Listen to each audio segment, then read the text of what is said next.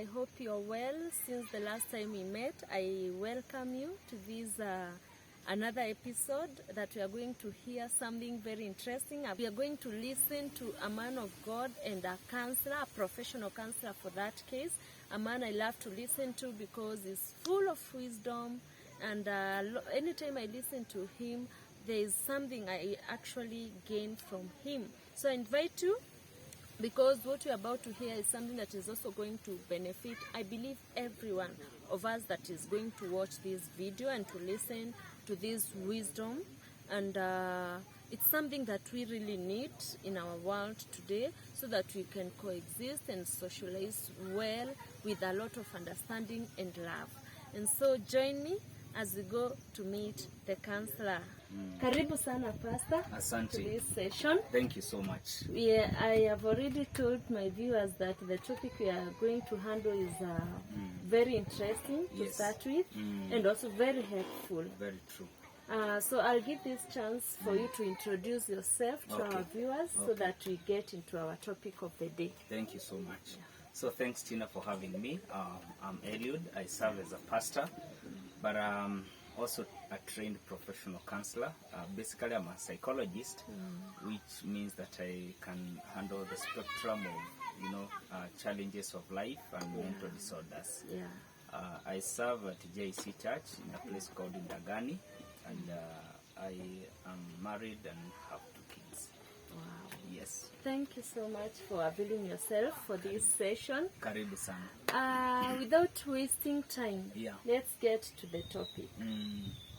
The 4 temperaments. Understanding the 4 temperaments. Understanding the 4 temperaments. Yes. So that we get help to understand ourselves and the people we live with, right? Very true. Yeah. So what are the 4 temperaments? Basically, this was a discovery by Socrates, and he kind of analyzed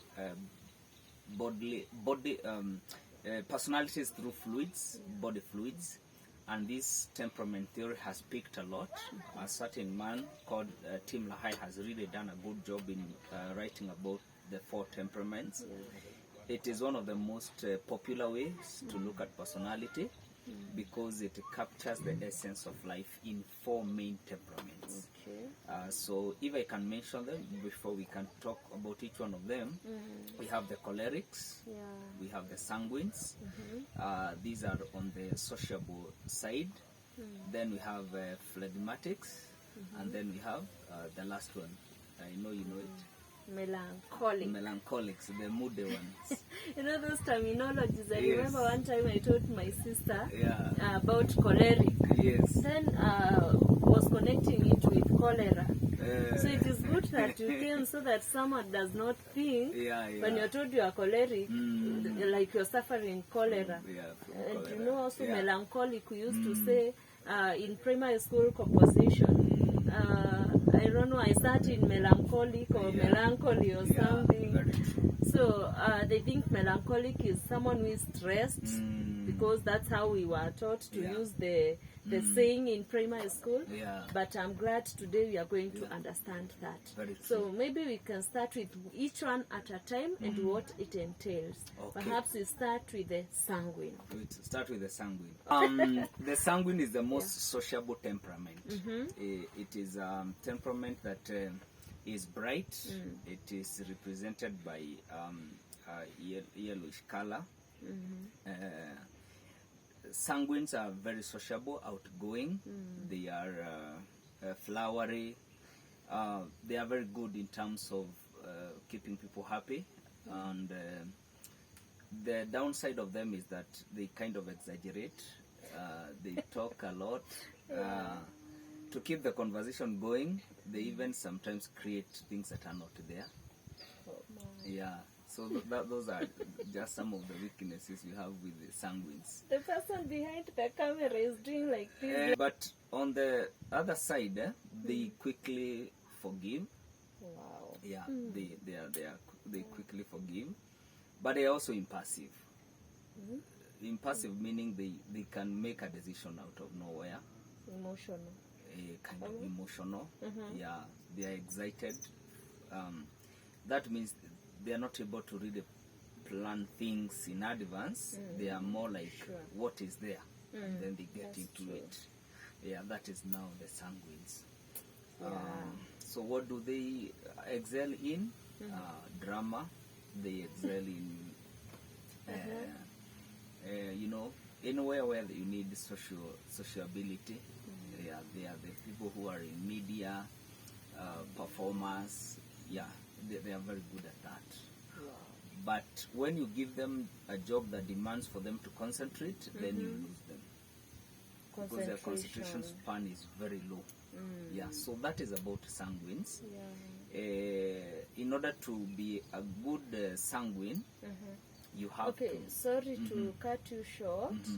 Just maybe you can give us, for the sake of this episode, you can just give us an overview of what it entails.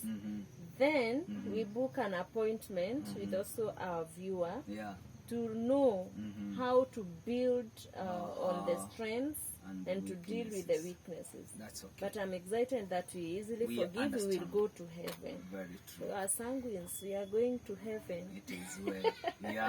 Yeah. Okay. And they are very important in the society. Yeah, they can be great. When we think about the other that is close, there is phlegmatic. Phlegmatic, the difference with the sanguines is that they are more easygoing. They are more calmer. They have not much initiative.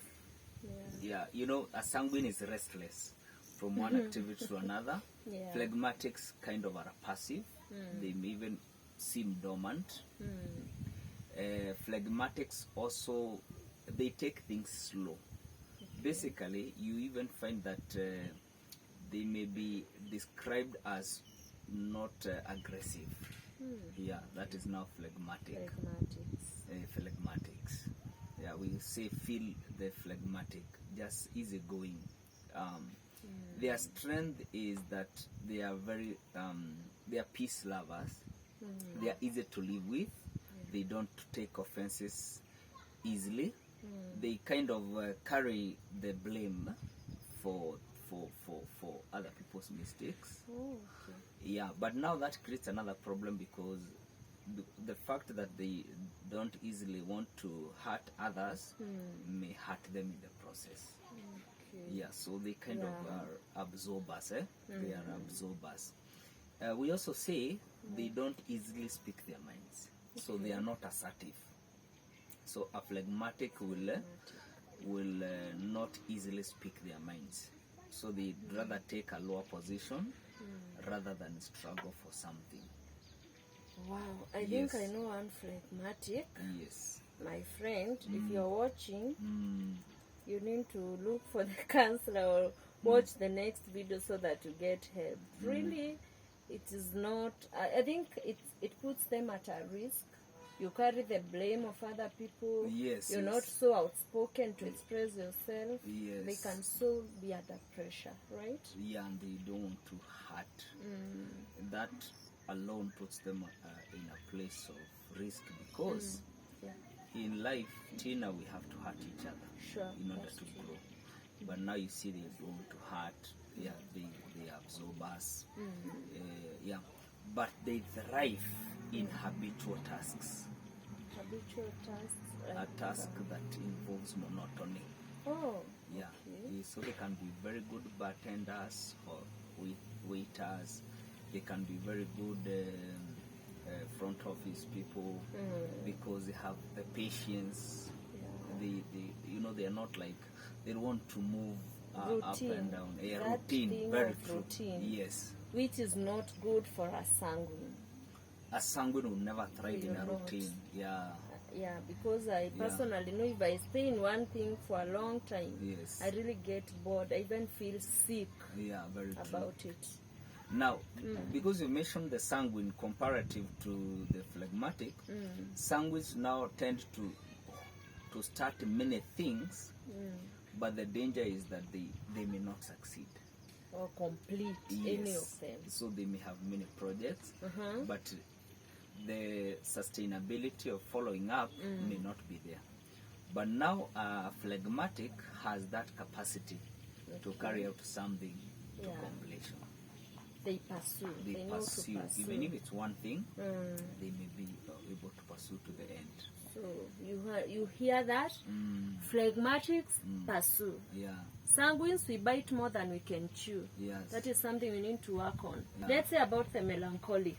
Now, the melancholic is the moody one Okay. of the four. They are self-absorbed.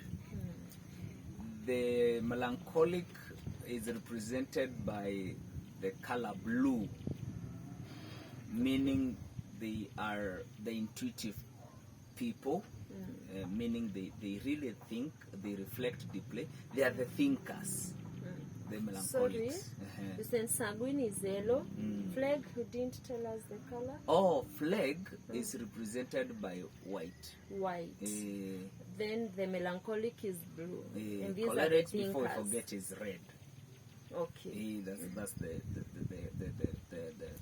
far end of the temperaments. Okay. So when you think about melancholic, think about creativity, think about perfectionism, think about very good planners, think about organization, think about that.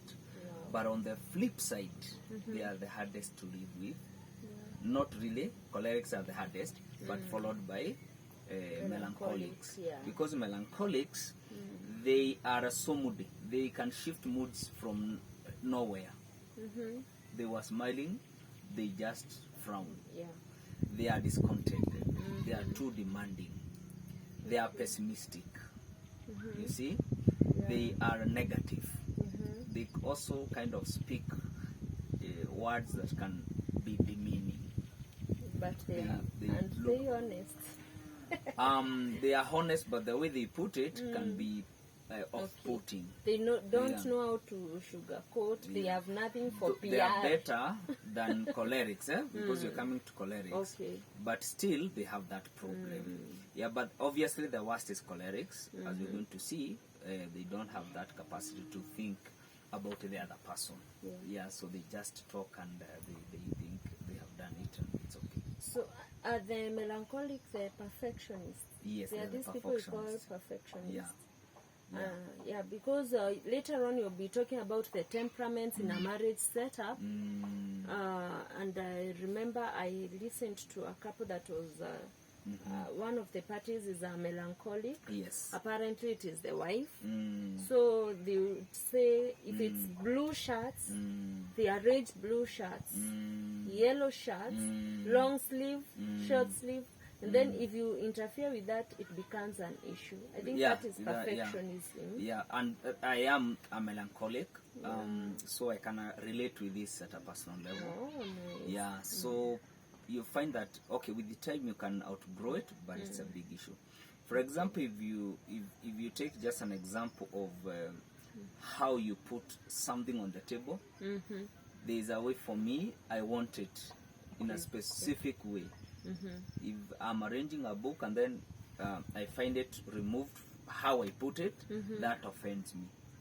Okay. Because now that is melancholy. They thrive in sciences and arts because they have very high creativity levels. So they are the people who become architects, the people who become doctors, the people who become psychologists, because also they have the ability to really be considerate. Oh, nice. Yes, they have that capacity. So they empathize also? A lot. They empathize. Now the flip side is this, they forget themselves in the process. Okay. So as we come to talk about marriage to a melancholic, then the other party has to always come in and pull out what is in them, because probably they may not be able to bring it out. That idea. Okay. Yeah. Now the last one, The fourth one now. Yes, cholerics. Cholerics are the leaders, the military guys, the political leaders. They are efficient, they are focused. You can't separate a choleric from their ambition. They are very ambitious. they focus more on the task rather than the task person. So if a boss is choleric, they don't care about you going to achieve something. They want it done. Okay. Yeah. So they have no empathy or very little empathy. Okay. Yeah, that is now That's the choleric. and they're also strong-willed. Very strong. Because now if they focus and you cannot move them from their focus, that's strong-willed. Yeah, yeah. And now on the flip side, you can say they are pushy. They are non-considerate. They are, we could say this, they are so aggressive that they have no feelings for other people's welfare. Yes. They can be selfish. They can be a bit selfish. Yes. Now, they thrive well in leadership positions that demand a lot of strength. Like now in the military, cholerics thrive. Because in the military, you achieve this or you don't. Yeah. There is no, you achieve or you achieve. There is no two way about it. Yeah. Yeah. They also very good when it comes to foremen. You know, like in a site, things need to be done, and for a certain goal to be achieved, because you're considering finances versus resources and the timelines. Then they can be very good. Wow. Yes.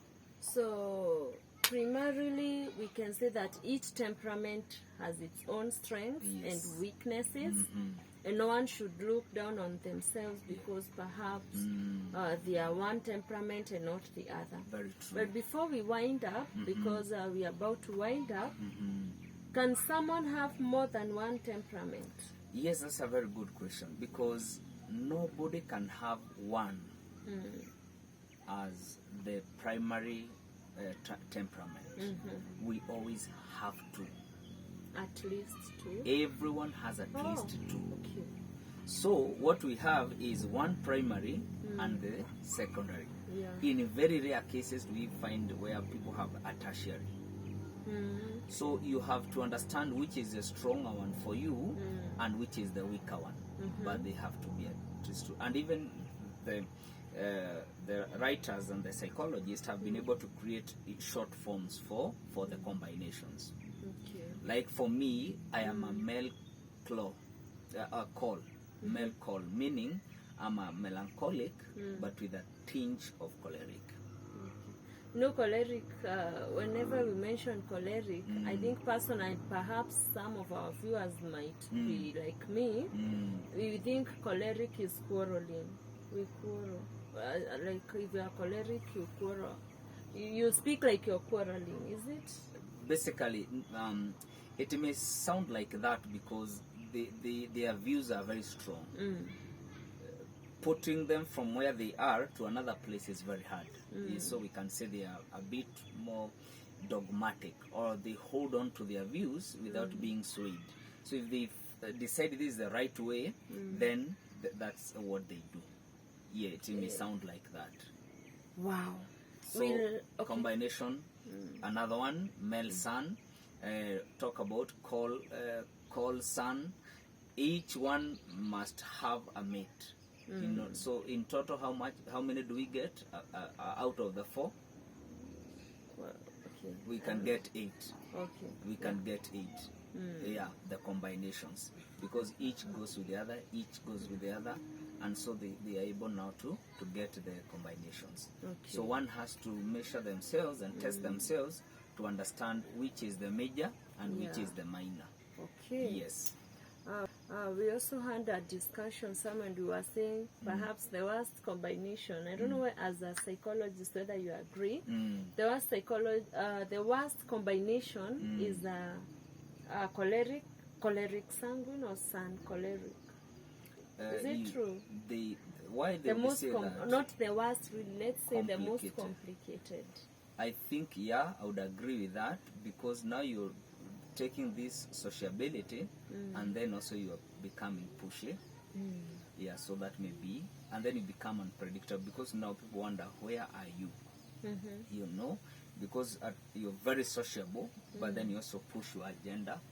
You are inflexible, you are arrogant, you are aggressive, so that now makes it complicated. Wow. But we cannot say and I think this is important to say, that there is a worst personality combination. What we can say is the difficulty level of living with that person. Yeah. But still it depends on who is living with who. Okay. Yes. Wow. Yeah. I think we should pause there. Yeah. And perhaps in the subsequent talk, you will help us understand how to live with such person, or a particular temperament in a particular social setup. And one of them that we really love to look at is in a marriage setup, in a workplace setup, and in a church. And in the church, yes. So if you're there and you've not subscribed to this channel, please subscribe so that as we listen to our counselor, our psychologist, as he takes us through these temperaments, we're able to understand ourselves and to know how to deal with other people and how even to deal with ourselves. So that as you've heard their strengths and weaknesses, we're able to build on each one of them and come out a holistic person and a healthy person to be living even with the other people. I hope you've been able to know where you lie, which is your personality, which is your secondary temperament, which is your primary temperament, and then now we'll be taken through how to live with those temperaments in a healthy way. Subscribe. God bless you so much for watching. Bye.